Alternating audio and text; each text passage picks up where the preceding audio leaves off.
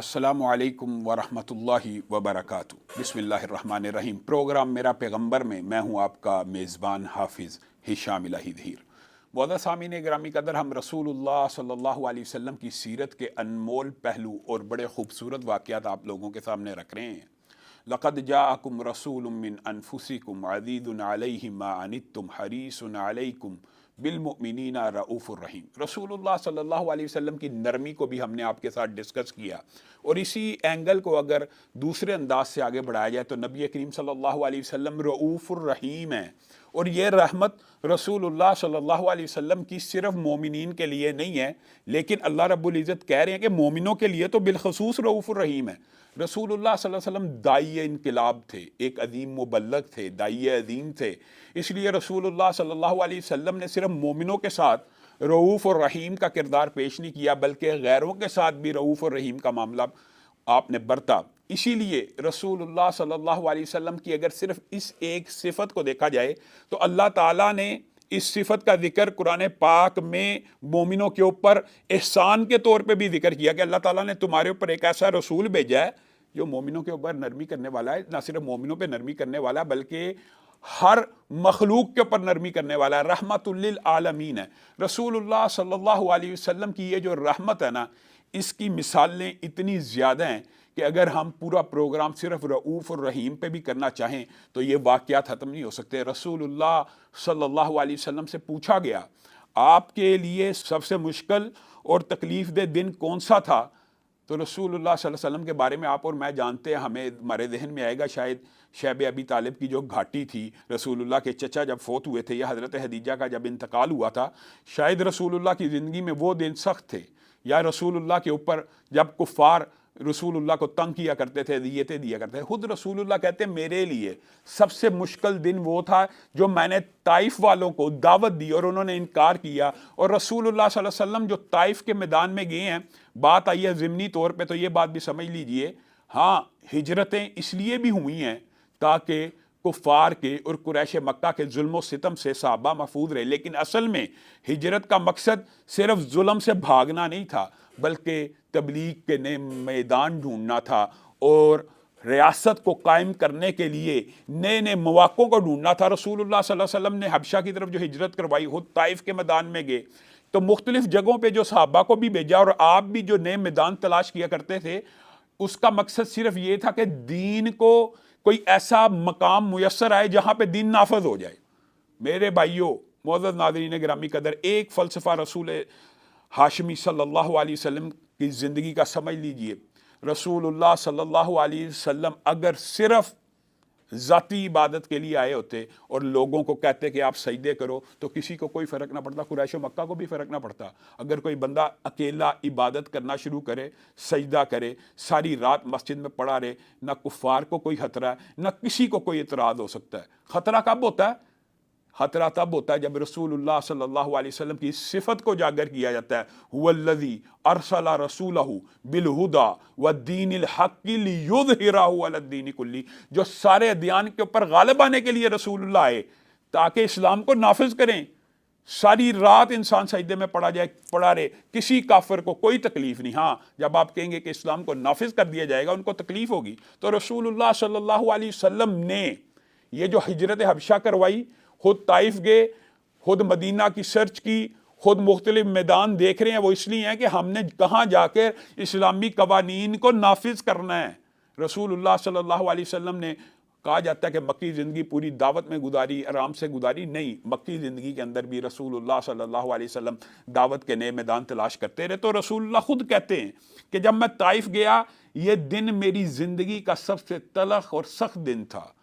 साथ हज़रत ज़ैद भी थे, वो भी बयान करते हैं कि मुआद अल्लाह रसूलुल्लाह सल्लल्लाहु अलैहि वसल्लम ने जो बातें की, वाक़या तवील है, मुख्तसर करता हूँ, जो बातें की उनका इनकार किया गया। तो रसूलुल्लाह सल्लल्लाहु अलैहि वसल्लम ने कहा, अच्छा अगर तुम मेरी दावत नहीं मानते तो फिर इस बात को भी कुरैश मक्का तक ना पहुँचने देना। वो आप चाहते थे कि कुरैश मक्का को इस इनकार की खबर ना हो, ताकि कुरैश मक्का के मज़ालम बढ़ ना जाएँ कि रसूलुल्लाह सल्लल्लाहु अलैहि वसल्लम को ताइफ वालों ने भी पनाह नहीं दी, उन्होंने भी दावत कबूल नहीं की।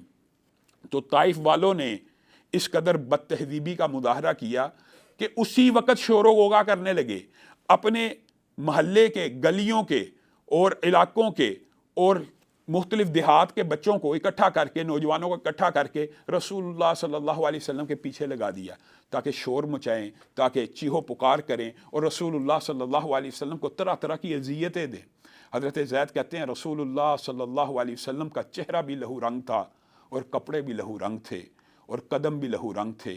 میں نے رسول اللہ صلی اللہ علیہ وسلم کے پاؤں سے جوتے اتارنے کی کوشش کی، خون کی وجہ سے آپ کے پاؤں آپ کے جوتوں کے ساتھ چپک پڑے تھے، چپکے ہوئے تھے۔ یہ وہ رسول رحمت ہے کہ جس کا چہرہ بھی لہو رنگ ہے، جس کا سینہ بھی لہو رنگ ہے، جس کے قدم سے بھی خون رس رہا ہے۔ اس حالت میں آسمان سے اللہ تعالیٰ نے فرشتوں کو نازل کیا اور آ کے رسول اللہ صلی اللہ علیہ وسلم سے مخاطب ہو کے انہوں نے کہا، اے اللہ کے رسول، اس بستی نے آپ کا انکار کیا، نہ صرف انکار کیا، آپ کے اوپر ظلم و تشدد اور بربریت کی انتہا کر دی۔ اور رسول اللہ صلی اللہ علیہ وسلم اس دن بے ہوش ہو کے گر پڑے تھے اور حضرت زید نے آپ کو پانی پلایا، اٹھایا، اور خود حضرت زید اور رسول اللہ صلی اللہ علیہ وسلم اس دن کو اپنی مصیبتوں میں سے بڑا دن شمار کیا کرتے تھے۔ اس عالم میں رؤوف اور رحیم کا یہ کردار ہے، یہ داعی عظیم ہے، یہ مبلغ عظیم ہے، یہ وہ رؤوف الرحیم پیغمبر ہے کہ فرشتے آئے، ساتھ ملک الجبال بھی آیا، پہاڑوں کے فرشتے کو بھی نازل کیا گیا۔ اللہ تعالیٰ نے حکم دے کے بھیجا، اگر آقا علیہ الصلوۃ والسلام اس وقت اشارہ کریں، حکم کریں، تو طائف کی اس وادی کو دو پہاڑوں کے درمیان پیس کے رکھ دیا جائے کہ ان کو یہ جرت کیسے ہوئی اللہ کے رسول کی اتنی بے ادبی اور توہین کرنے کی، اور رسول اللہ صلی اللہ علیہ وسلم کے اوپر اتنے ظلم کرنے کی۔ لیکن یہ وہ رؤوف الرحیم ہے جن کی دعوت کی حکمت عملی نے پوری دنیا میں آج ایک ایسا انقلاب برپا کیا ہوا ہے کہ 1400 برس بیت گئے ہیں، ہر دل مسلمانوں کے دل کے اندر کیا زبان پہ بھی نام آئے، نام محمد صلی اللہ علیہ وسلم، تو آنکھیں ادب سے جھک جاتی ہیں اور دل کے اندر محبت بھر جاتی ہے۔ اسی لیے رسول اللہ صلی اللہ علیہ وسلم نے کہہ دیا تھا، کوئی بندہ اس وقت تک مومن بھی نہیں ہو سکتا جب تک میں محمد صلی اللہ علیہ وسلم اس کو اس کی اولاد، اس کے مال، اس کی اپنی جان سے زیادہ محبوب نہ ہو جاؤں۔ اور اللہ کے فضل و کرم سے آج مسلمان کسی بھی فرقے کا ہو، اس کو رسول اللہ صلی اللہ علیہ وسلم سے اتنی محبت ضرور ہے کہ ماں کی محبت کو بھی قربان کر سکتا ہے، باپ کی محبت کو بھی قربان کر سکتا ہے، بچوں کی محبت کو بھی قربان کر سکتا ہے۔ اس وقت ملک الجبال نے جب رسول اللہ کو آ کے یہ کہا، اشارہ کیجئے، اشارہ ابرو ہو، یہ ساری کی ساری بستی کو تہس نہس کر دیا جائے۔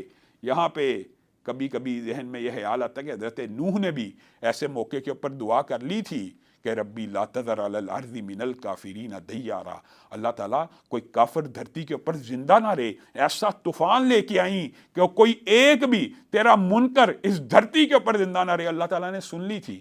اس وقت نبی کریم صلی اللہ علیہ وسلم کو بھی یہ اختیار تھا، لیکن نبی کریم صلی اللہ علیہ وسلم کے منہ سے اس عالم میں بھی یہ بات نکلی، اللہم اہد قومی، اے اللہ اس قوم کو ہدایت دے دے، فإنہم لا یعلمون، یہ مجھے پہچانتے ہی نہیں، یہ اس لیے مجھے تکلیف دے رہے ہیں، یہ اس لیے مجھے اذیت دے رہے ہیں کہ انہوں نے مجھے جانا نہیں، انہوں نے مجھے پہچانا نہیں۔ اور رسول اللہ صلی اللہ علیہ وسلم کی اس حکمت عملی کا اور اس تربیت کا اور اس دعا کا کیا نتیجہ نکلا؟ چند برس نہیں گزرے، پورا حجاز آپ کے ہاتھ کے اوپر اسلام کو قبول کر لیتا ہے۔ اور آج اگر رسول اللہ صلی اللہ علیہ وسلم نے ان کے لیے بدعا کر دی ہوتی، وہ تہس نہس ہو چکے ہوتے، تو ان کی اولادیں یہی وہ لوگ ہیں۔ میرے بھائیو، یہ بات بھی آپ نے ضرور سمجھنی ہے، یہ رسول اللہ صلی اللہ علیہ وسلم نے جو تبلیغ کی ہے، جو ابتدائی زندگی گزاری ہے، یہ وہی لوگ ہیں جو رسول اللہ کے دشمن تھے۔ تو رسول اللہ نے رؤوف الرحیم کا ایسا کردار پیش کیا کہ وہ آپ کے صحابہ بن گئے، پھر ایسے صحابہ بن گئے کہ جن کی شان و عظمت کے بارے میں احادیث خود رسول اللہ صلی اللہ علیہ وسلم نے بیان کی۔ معزز سامعین گرامی قدر، یہاں پہ لیتے ہیں ہم ایک چھوٹا سا وقفہ، اور وقفے کے بعد رسول اللہ صلی اللہ علیہ وسلم کی اسی صفت کو آگے بیان کریں گے۔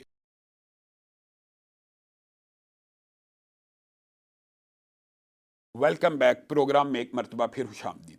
معزز سامعین گرامی قدر اور معزز ناظرین گرامی قدر، آپ کے سامنے رسول اللہ صلی اللہ علیہ وسلم کی زندگی کا ایک پہلو رؤوف اور رحیم کے حوالے سے بھی گفتگو ہو رہی ہے۔ رسول اللہ صلی اللہ علیہ وسلم کی نرمی کے حوالے سے بھی ہم آپ کے سامنے چند گزارشات کو رکھ چکے ہیں، اور اسی اثناء میں میرے ذہن میں ایک عظیم الشان واقعہ آ گیا۔ رسول اللہ صلی اللہ علیہ وسلم کے ایک صحابی رسول اللہ صلی اللہ علیہ وسلم، جیسے آپ کو پہلے کہا، عبادات میں بھی نرمی کا حکم دیا کرتے تھے، اور اتنے اعلیٰ اخلاق کے تھے کہ جب بھی دین کے اندر اللہ تعالیٰ اختیار دیتا تھا نرمی کرنے کا، تو رسول اللہ صلی اللہ علیہ وسلم نرمی کو اختیار کیا کرتے تھے۔ ایک صحابی آئے، رسول اللہ صلی اللہ علیہ وسلم کی رحمت دیکھیے، یہ ان کا رؤوف اور رحیم ہونا، جو اللہ کہہ رہا ہے رؤوف رحیم ہے مومنوں کے اوپر، رحم کرنے والے ہیں، ان کے ساتھ مانوس ہونے والے ہیں، ان کے لیے آسانیاں پیدا کرنے والے ہیں، تو کیسی آسانیاں پیدا کرنے والے ہیں؟ رسول اللہ کے پاس ایک صحابی آئے اور آ کے کہنے لگے اللہ کے رسول بیوی ہے، اللہ تعالیٰ نے رمضان کے ایام کے اندر دیکھیں، یہ بھی ایک فلسفہ رمضان کا، اللہ تعالیٰ رمضان میں مسلمانوں سے چاہتا ہے حلال پانی چھوڑ دے، پاکیزہ بیوی کو چھوڑ دے۔ اصل میں یہ آپ کی اور میری ٹریننگ ہوتی ہے کہ اگر ہم اللہ کے لیے حلال دودھ چھوڑ سکتے ہیں تو حرام سود کیوں نہیں چھوڑ سکتے؟ اگر اللہ کے لیے حلال پاکیزہ بیوی چھوڑ سکتے ہیں تو بری عورتوں کی طرف کیوں دیکھتے ہیں؟ یہ ایک ٹریننگ کا انداز ہے۔ لیکن وہ صحابی یہ شکایت لے کے آئے کہ بیوی تھی، کنٹرول نہیں ہو سکا جذبات کو، تو بیوی کے ساتھ تعلق استوار ہو گیا، اے اللہ کے رسول میں ہلاک ہو گیا، میں برباد ہو گیا، اب میں کیا کروں؟ تو رسول اللہ صلی اللہ علیہ وسلم نے کہا اس بات کا کفارہ موجود ہے، اگر تیرے پاس کوئی غلام ہے تو اس کو آزاد کر دے۔ آپ کو پتہ اگر حالت روزہ کے اندر بیوی سے تعلق قائم ہو جائے تو آپ کو قرآن پاک کی وہ آیتیں یاد دلاتا چلوں کہ جس کے اندر اللہ رب العزت نے کہا یا تو وہ ایک غلام کو آزاد کرے گا، یا وہ 2 مہینے کے روزے مسلسل پے در پہ رکھے گا، یا وہ 60 مسکینوں کو کھانا کھلائے گا۔ تو اللہ کے رسول پہلے اس سے پوچھتے ہیں کیا تیرے پاس کوئی غلام ہے آزاد کرنے کے لیے؟ وہ بندہ کہتا ہے میرے پاس تو کوئی غلام آزاد کرنے کے لیے نہیں ہے، کیا تو 2 مہینے کے روزے رکھ سکتا ہے؟ اے اللہ کے رسول میں 2 مہینے کے روزے پے در پہ کیسے رکھوں؟ میں نے تو ایک روزہ رکھا اور میرے سے یہ عمل ہو گیا، اور پے در پہ اس کا کفارہ ادا کرنے کے لیے میں 2 مہینے کے روزے نہیں رکھ سکتا۔ تو رسول اللہ صلی اللہ علیہ وسلم نے کہا تیرے پاس 60 مسکینوں کا کھانا موجود ہے تو وہ کھلا دے۔ کہنے لگا اللہ کے رسول میرے پاس تو کچھ ایسا مال نہیں ہے کہ میں 60 مسکینوں کا پیٹ بھر سکوں۔ تو رسول اللہ نے کہا بیٹھ جا، یہ ہے نرمی، یہ ہے آسانی، کیونکہ آپ رسول ہیں، آپ صاحب شریعت ہیں، آپ کسی کو اکاموڈیٹ کرنا چاہیں، فیسیلیٹیٹ کرنا چاہیں، جس کو معاف کرنا چاہیں، یہ نبی کائنات کی واحد ہستی ہیں رسول اللہ، یہ بات بھی سمجھنے کی ضرورت ہے۔ آپ نے کبھی یہ سنا ہے کہ حضرت ابو بکر کی بات دین ہے؟ بلکہ کیا کہا جاتا ہے حضرت ابو بکر کی بات دین کے مطابق ہے، حضرت عمر کی بات شریعت کے مطابق ہے، حضرت عثمان کی بات اسلام کے مطابق ہے، حضرت علی کی بات قرآن و سنت کے مطابق ہے۔ لیکن نبی کریم وہ واحد ہستی ہیں جن کی ہر بات دین ہے۔ یہ کوئی نہیں کہہ سکتا کہ نبی کی بات دین کے مطابق ہے، نبی کی بات ہی دین ہوتی ہے۔ رسول اللہ صلی اللہ علیہ وسلم کو یہ اختیارات اللہ نے عطا کیے ہیں، اور اللہ تعالیٰ نے جب رسول اللہ کو کوئی اختیار عطا کیا، رسول اللہ ہمیشہ نرمی کیا کرتے تھے۔ اب کیا ہوا؟ رسول اللہ نے کہا میرا یہ ساتھی ہے، اس سے یہ گناہ تو سرزد ہو گیا ہے، اب اس کا کفارہ دینے کی استطاعت نہیں، نہ غلام آزاد کر سکتا، نہ 2 مہینے کے روزے رکھ سکتا، نہ 60 مسکینوں کو کھانا کھلا سکتا، کیا کیا جائے؟ انتظار کر رہے ہیں، کوئی آدمی غلہ لے کے آیا، رسول اللہ صلی اللہ علیہ وسلم نے کہا یہ لے، میں تجھے تحفے میں دیتا ہوں، یہ بانٹ دے 60 مسکینوں کے اندر، تیرا کفارہ ادا ہو جائے۔ تو اس وقت وہ صحابی رسول کہنے لگے اللہ تعالیٰ کے رسول کو کہ اے اللہ کے رسول مجھے بتائیے کہ مدینہ میں میرے سے زیادہ غریب کون ہو سکتا ہے، میرے سے زیادہ صدقے کا مستحق کون ہو سکتا ہے؟ تو رسول اللہ صلی اللہ علیہ وسلم مسکرانا شروع ہو گئے، رسول اللہ صلی اللہ علیہ وسلم ہنسنا شروع ہو گئے کہ صدقہ تو تیری طرف سے دیا جانا تھا، لیکن اس کی یہ بات سنی اور یہ حقیقت کے اوپر مبنی تھی، وہ ایک غریب صحابی تھے اور غربت کا عالم تھا جس کی وجہ سے 60 مسکینوں کو کھانا بھی نہیں تھے کھلا سکتے۔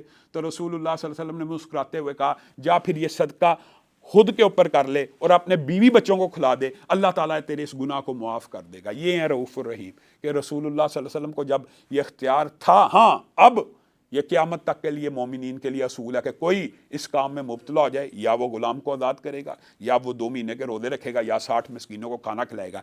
یہ جو اسپیشل ٹریٹمنٹ کی گئی، یہ جو اسپیشل مخصوص انداز کے اندر رسول اللہ صلی اللہ علیہ وسلم نے اس کو سہولت دی، یہ صرف ان کے لیے خاص تھی، اور انہوں نے اس کو استعمال کیا اور اپنے بیوی بچوں کو جا کے کھلا دیا۔ تو رسول اللہ صلی اللہ علیہ وسلم نے اپنے بھائی کا، اپنے صحابی کا کفارہ خود اپنے صحابی سے لیا اور اسی کے گھر والوں کو عطا کر دیا۔ معزز ناظرین گرامی قدر، یہ تو رسول اللہ صلی اللہ علیہ وسلم کا اپنے صحابہ کے ساتھ طرز عمل تھا، لیکن رسول اللہ صلی اللہ علیہ وسلم کا غیروں کے ساتھ جنہوں نے اسلام کو بھی قبول نہیں تھا کیا ہوتا، ان کے ساتھ بھی طرز عمل اس سے مختلف نہیں تھا۔ فضالہ کے بارے میں آپ نے سنا ہوگا کہ فتح مکہ کے موقع کے اوپر وہ ایمان کو قبول کرتے ہیں، لیکن دل کے اندر ایک ارادہ رکھتے ہیں کہ جب بھی موقع ملا، جب کوئی لمحہ آیا، میں رسول اللہ صلی اللہ علیہ وسلم کو معاذ اللہ اپنی تلوار کے ساتھ ایسا کر دوں گا۔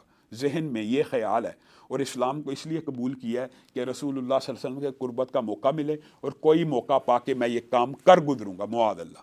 اور پوری تیاری کے ساتھ انہوں نے سوچا، پلاننگ کی کہ میں کیسے رسول اللہ صلی اللہ علیہ وسلم کے اوپر حملہ آور ہو سکتا ہوں۔ بتائیے کائنات میں کس کا ہلاک اس سے اعلیٰ ہو سکتا ہے؟ اس سے عمدہ ہو سکتا ہے؟ ایک بندہ تلوار لے کر رسول ہاشمی کو بری نیت کے ساتھ اور دنیا سے یعنی رخصت کرنے کی نیت کے ساتھ آ رہا ہے اور موقع کی تلاش میں ہے اور موقع ڈھونڈتا ہے کہ سب سے بہترین موقع یہ ہوتا ہے رسول اللہ صلی اللہ علیہ وسلم جب طواف کر رہے ہوتے ہیں، اللہ کی بارگاہ میں مگن ہوتے ہیں اور اس وقت وہ چل رہے ہوتے ہیں، ان کے ارد گرد صحابہ کا وہ ہجوم اور حصار نہیں ہوتا جو عام حالات میں ہوتا ہے، تو اس وقت میں ان کے قریب طواف کرتا کرتا جاؤں گا اور تلوار نکال کے ایک وار کر دوں گا معاذ اللہ۔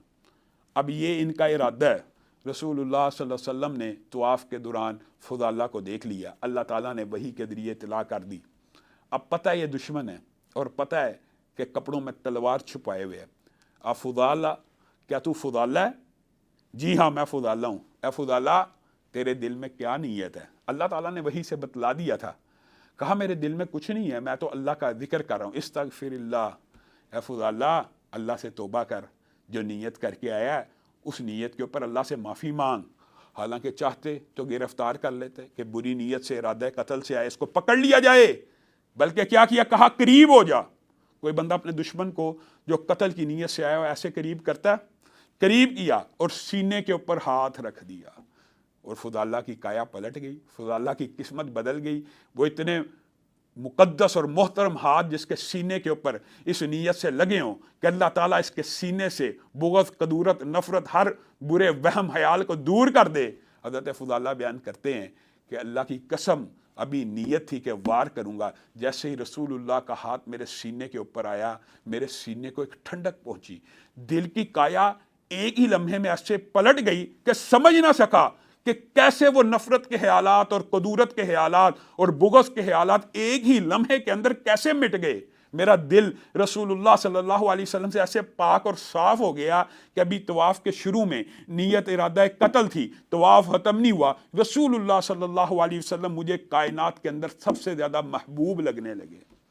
اور پھر فضالہ جب واپس پلٹے، رستے کے اندر ان کی زمانہ جاہلیت میں ایک عورت کے ساتھ شناسائی ہوا کرتی تھی، اس عورت نے آواز دی آ فضالہ۔